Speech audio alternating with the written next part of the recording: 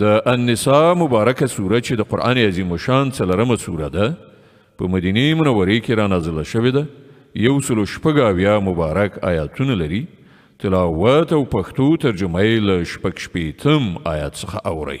ولو أنا كتبنا عليهم أن اقتلوا أنفسكم أو اخرجوا من دياركم ما فعلوه إلا قليل منهم ولو أنهم فعلوا ما يوعظون به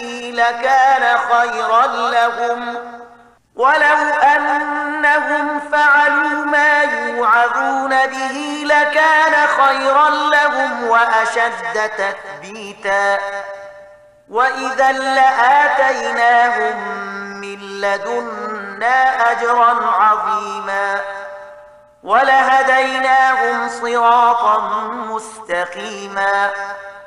که موږ هغو ته حکم کړی وای چې خپل ځانونه ووژنئ یا له خپلو کورونو څخه ووځئ، نو له هغو څخه به ډیرو لږو کسانو پرې عمل کړی وای. په داسې حال کې کوم نصیحت چې هغو ته کول کیږي که دوی پر هغه عمل کړی وای، نو دا به د دوی لپاره د ډیر ښه والي او زیاتې ډاډینې موجب و. او چې کله دوی داسې کولای، نو موږ به دوی ته له خپل لوري نه ډیر زیات ثواب ورکړی وای او دوی ته به مو سمه لاره ښودلې وای. ومن يطع الله والرسول فأولئك مع الذين أنعم الله عليهم من النبيين والصديقين والشهداء والصالحين وحسن أولئك رفيقا. څوک چې د الله او پیغمبر اطاعت وکړي، دوی به د هغو خلکو ملګري وي چې پر هغو باندې الله پیرزوینه کړې ده، یعنی پیغمبران، صدیقان، شهیدان او صالحان. څومره ښه ده دا ملګرتیا چې چاته په برخه شي. ذلك الفضل من الله وكفى بالله عليما. دا حقیقي پیرزوینه ده چې د الله له لوري کیږي او د حقیقت پوهنې لپاره یوازې د الله علم کافي دی. يا أيها الذين آمنوا خذوا حذركم فانفروا ثبات أو انفروا جميعا. ای مؤمنانو، هر وخت د مقابلې لپاره چمتو اوسئ. بیا چې څنګه وخت مومئ، د بیلابیلو ټولګیو په توګه ووځئ یا یو موټی. وإن منكم لمن ليبطئن فإن أصابتكم مصيبة قال قد أنعم الله علي إذ لم أكن معهم شهيدا. هو هر څوک چې له تاسې نه داسې وي چې له جګړې نه ځان ګوښه کوي، که پر تاسې کوم مصیبت راشي، نو وایي الله پر ما باندې لویه مهرباني وکړه چې زه له دې خلکو سره لاړ نه شوم. ولئن أصابكم فضل من الله ليقولن كأن لم تكن بينكم وبينه مودة يا ليتني كنت معهم فأفوز فوزا عظيما. او که د الله له لوري پر تاسې لورینه وي، نو وایي او په دا شانې وایي چې د چا خبره ستاسې او د هغه تر منځه د دوستۍ خو له سره کومه اړیکه نه وه، چې کاش کې زه هم له هغو سره وای، نو پوره کار به مې برابر شوی. فليقاتل في سبيل الله الذين يشرون الحياة الدنيا بالآخرة ومن يقاتل في سبيل الله فيقتل أو يغلب فسوف نؤتيه أجرا عظيما. داسې خلکو ته د ښکاروي چې د الله په لاره کې جنګېدل هغو خلکو ته پکار دي چې د آخرت په بدل کې د دنیا ژوند خرڅوي. نو چې د الله په لاره کې وجنګېږي او ووژل شي یا برلاس شي، هغه ته به موږ ارومرو ستر ثواب ور په برخه کړو. وما لكم لا تقاتلون في سبيل الله والمستضعفين من الرجال والنساء والولدان الذين يقولون ربنا أخرجنا من هذه القرية الظالم أهلها واجعل لنا من لدنك وليا وليا واجعل لنا من لدنك نصيرا. آخر څه دلیل دی چې تاسې د الله په لاره کې د هغو بېوسې نارینهو ښځو او ماشومانو په خاطر نه جنګیږئ چې کمزوري کړای شوي دي، تر فشار لاندې نیول شوي دي او فریادونه کوي چې خدایه موږ له دې وطنه چې اوسیدونکي ظالمان دي وباسي او له خپل لوري نه زموږ کوم سرپرست او مرستندوی پیدا کړي. الذين آمنوا يقاتلون في سبيل الله والذين كفروا يقاتلون في سبيل الطاغوت فقاتلوا أولياء الشيطان إن كيد الشيطان كان ضعيفا. کوم خلکو چې د ایمان لاره غوره کړې ده هغوی د الله په لاره کې جنګیږي او کوم کسانو چې د کفر لاره غوره کړې ده هغوی د طاغوت یعنی شیطان په لاره کې جنګیږي. نو د شیطان له ملګرو سره وجنګیږي او باور ولرئ چې د شیطان دسیسې په حقیقت کې ډېرې کمزوري دي. ألم تر إلى الذين قيل لهم كفوا أيديكم وأقيموا الصلاة وآتوا الزكاة فلما كتب عليهم القتال إذا فريق منهم يخشون الناس كخشية الله أو أشد خشية وقالوا ربنا لم كتبت علينا القتال لولا أخرتنا إلى أجل قريب قل متاع الدنيا قليل والآخرة خير لمن اتقى ولا تظلمون فتيلا. تا هغو خلکو ته کتلی دي چې هغو ته ویل شوي وو چې خپل لاسونه له جنګ نه منع کړئ، لمونځ قایم کړئ او زکات ورکړئ. اوس چې هغو ته د جنګېدو امر وشو نو له هغو څخه یوه ډله له خلکو څخه داسې ویریږي لکه څنګه چې د خدایه ویره پکار ده یا له دې نه هم څه زیاته. وایي خدایه تا پر موږ باندې ولې د جنګېدو امر ولیکه؟ ولې دې موږ ته لږ څه نور مهلت رانه کړ؟ دوی ته ووایه د دنیا د ژوند پانګه لږ ده او آخرت د پرهیزګار انسان لپاره ډېر غوره دی او پر تاسې به د یوې ذرې په اندازه هم ظلم ونه کړای شي. أينما تكونوا يدرككم الموت ولو كنتم في بروج مشيدة وإن تصبهم حسنة يقولوا هذه من عند الله وإن تصبهم سيئة يقولوا هذه من عندك قل كل من عند الله فما لهؤلاء القوم لا يكادون يفقهون حديثا. پاتې شو مرګ نو چیرته چې یاست هغه په هر صورت درته راتلونکی دی. که تاسې په هر څومره محکمو کلاګانو کې هم اوسئ، که دوی ته څه ګټه رسیږي نو وایي دا د الله له لوري ده او که څه زیان ور واوړي نو وایي دا ستا له لاسه دي. ورته ووایه هر څه د الله له لوري دي. آخر په دې خلکو څه شوي دي چې په هیڅ خبره نه پوهیږي. ما أصابك من حسنة فمن الله وما أصابك من سيئة فمن نفسك وأرسلناك للناس رسولا وكفى بالله شهيدا. اے انسان تا ته چې هره ښېګڼه د رسیږي دا د الله په پیرزوینه رسیږي او په کوم غم چې اخته کیږي هغه ستا د خپلو کړو وړو له امله دی. ای محمد صلی الله علیه وسلم مونږ ته د خلکو لپاره د پیغمبر په حیث لیږلی او په دې باندې د خدای شاهدي کافي ده.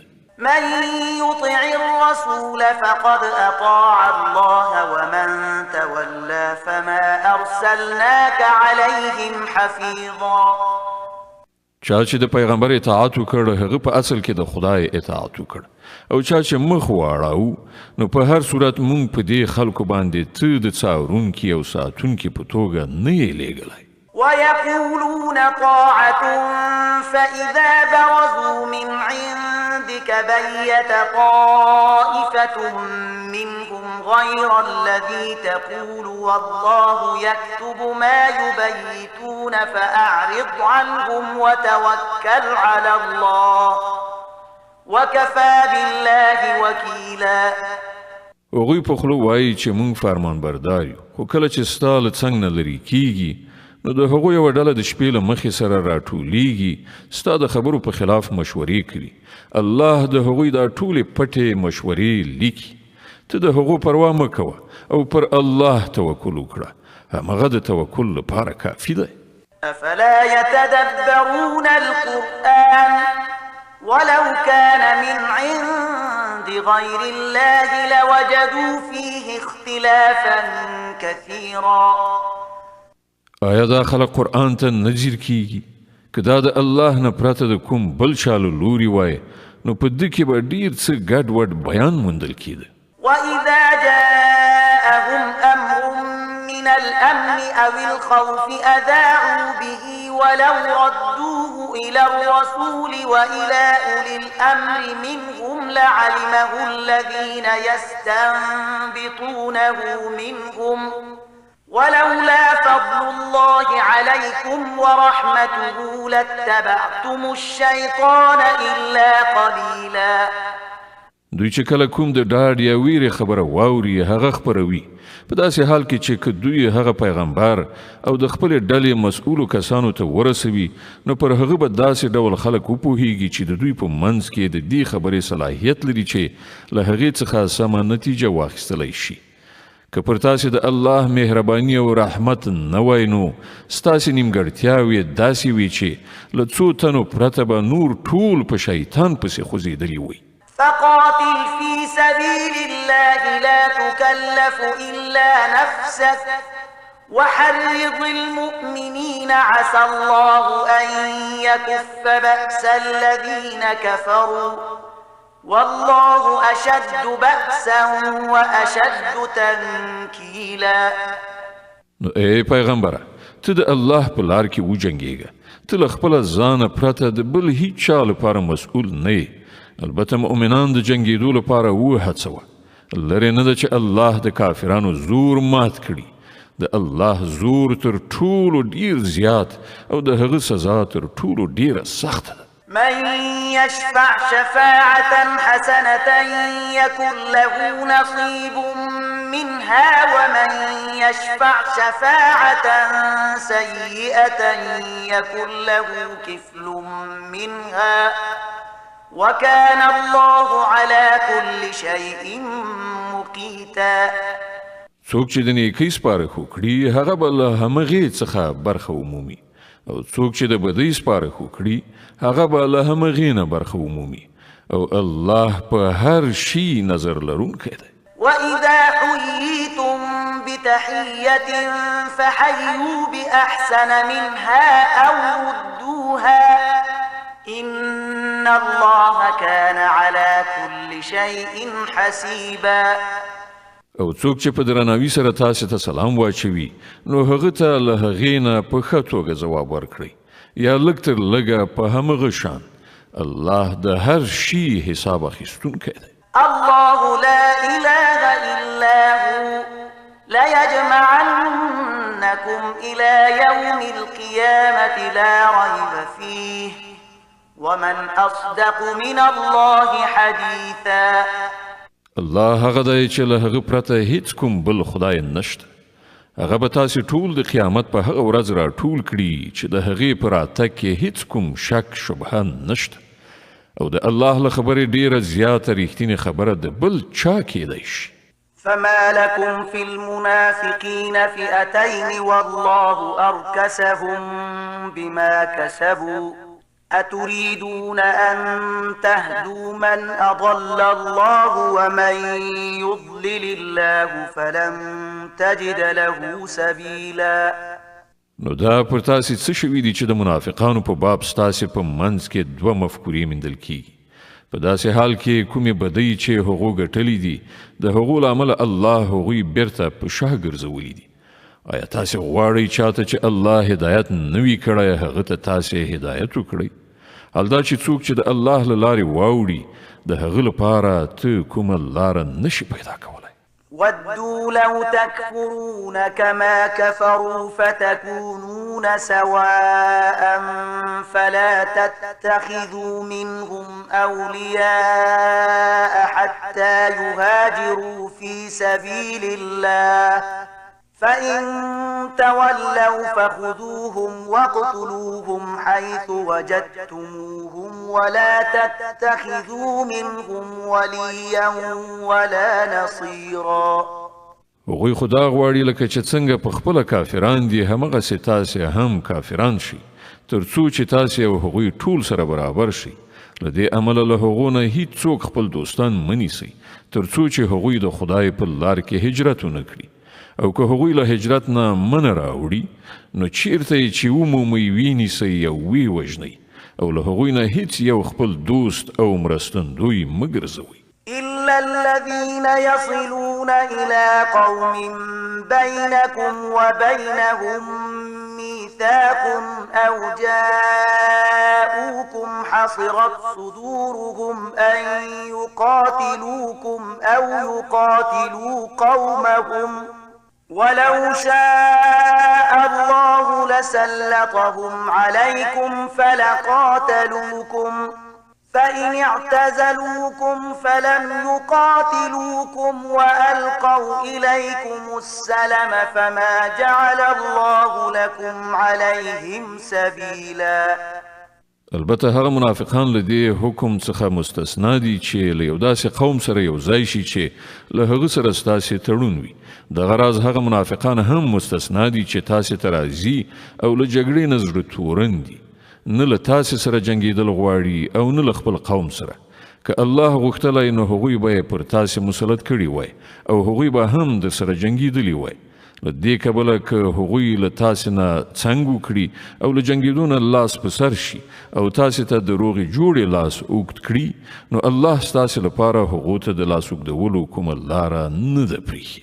ستجدون آخرين يريدون أن يأمنوكم ويأمنوا قومهم كلما ردوا إلى الفتنة أركسوا فيها فإن لم يعتزلوكم ويلقوا إليكم السلم ويكفوا أيديهم فخذوهم واقتلوهم حيث ثقفتموهم وأولئكم جعلنا لكم عليهم سلطانا مبينا. تاسې به یو بل ډول داسې منافقان وګورئ چې غواړي له تاسې سره هم په امن واوسیږي او له خپل قوم سره هم، خو چې هر کله د فتنې فرصت په لاس ورشي بې موجبه به پکې ځان وغورځوي. دغه راز خلک که ستاسې له مقابلې نه په څنګ نه شي او تاسې ته د روغې جوړې پیشنهاد ونه کړي او لاس وانخلي نو چې هر چیرته مو وموندل وینیسئ او ویې وژنئ. پر هغو باندې د لاس پورته کولو لپاره مونږ تاسې ته ښکاره سند درکړی دی. وما كان لمؤمن أن يقتل مؤمنا إلا خطأ ومن قتل مؤمنا خطأ فتحرير رقبة مؤمنة ودية مسلمة إلى أهله إلا أن يصدقوا فإن كان من قوم عدو لكم وهو مؤمن فتحرير رقبة مؤمنة وإن كان من قوم بينكم وبينهم ميثاق فدية وإن كان من قوم بينكم وبينهم ميثاق فدية مسلمة إلى أهله وتحرير رقبة مؤمنة فمن لم يجد فصيام شهرين متتابعين توبة من الله وكان الله عليما حكيما. دا د یو مؤمن کار نه دی چې بل مؤمن ووژني مګر دا چې خطایي ورڅخه وشي او څوک چې کوم مؤمن په خطایي سره ووژني نو د هغه کفاره دا ده چې یو مؤمن له غلامۍ نه آزاد کړي او د وژل شوي وارثانو ته د وینو بیه ورکړي مګر دا چې هغوی خونی وبخي.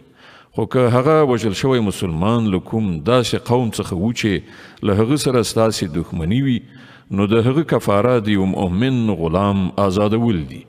او که هغه د کوم یو داسې نامسلمان قوم وګړی و چې له هغه سره ستاسې تړون نو د هغه وارثانو ته به د وینو بیه ورکول او د یو مؤمن غلام آزادول وي.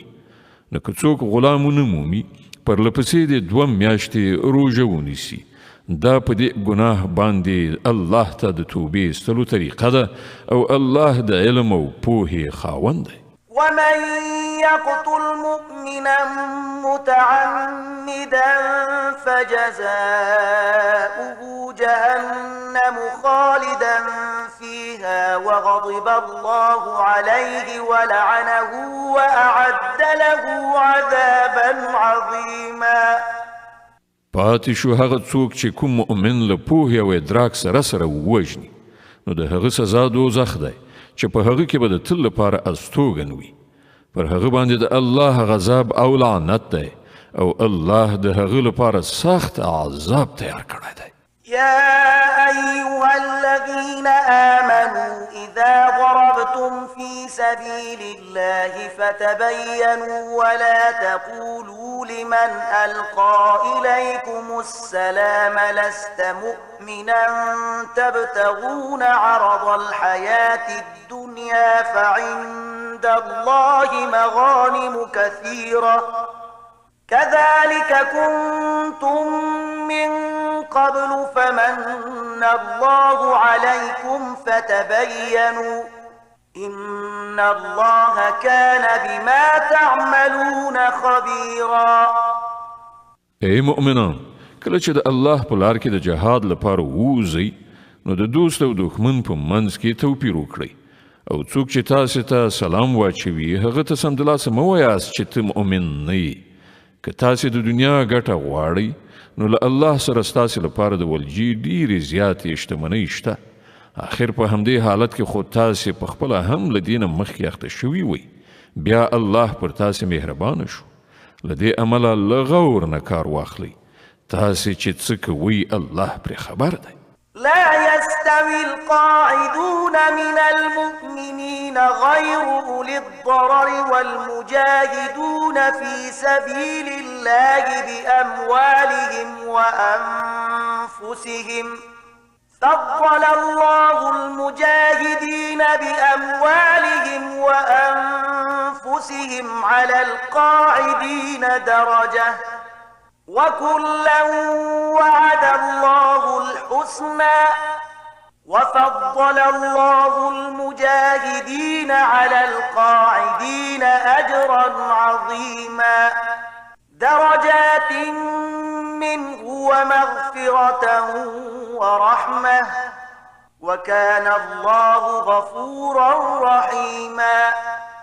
له مسلمانانو څخه هغه کسان چې بې عذره په خپلو کورونو کې ناست دي او هغه کسان چې د الله په لار کې په سر او مال جهاد کوي د دواړو حیثیت یو شان نه دی. الله د ناستو په پرتله د هغو کسانو درجه چې په سر او مال جهاد کوي ډیره لوړه ګرځولې ده. که څه هم له هر یو سره الله د ښېګڼې وعده کړې ده خو د هغه په وړاندې د مجاهدینو د خدمتونو بدله له ناستو کسانو څخه ډیره زیاته ده. د هغو لپاره د الله لخوا سترې درجې دي او بخښنه او رحمت دی او الله لوی بخښونکی او رحم کوونکی دی. إن الذين توفاهم الملائكة ظالمي أنفسهم قالوا فيم كنتم قالوا كنا مستضعفين في الأرض قالوا ألم تكن أرض الله واسعة فتهاجروا فيها فأولئك مأواهم جهنم وساءت مصيرا. کوم خلکو چې پر خپلو نفسونو ظلم کاوه په رښتو له هغو څخه د هغو د ساه اخیستلو په وخت کې پوښتنه وکړه چې تاسې په څه حال کې اخته وئ. هغوی ځواب ورکړ چې موږ په ځمکه کې کمزوري او مجبورو پرښتو ویل آیا د خدای ځمکه پراخه نه وه چې تاسې په هغې کې هجرت کړی وای دا هغه خلک دي چې استوګنځی دوزخ دی او هغه ډیر بد استوګنځی دی إلا المستضعفين من الرجال والنساء والولدان لا يستطيعون حيلة ولا يهتدون سبيلا فأولئك عسى الله أن يعفو عنهم وكان الله عفوا غفورا هو کوم نارینه ښځې او ماشومان چې په رښتیا بېوسې دي او د وتلو کومه لاره او وسیله نه مومي کیدای شي چې الله هغو ته بښنه وکړي الله لوی بښونکی او تېرېدونکی دی صدق الله العظيم الله ستر رښتیا ویونکی دی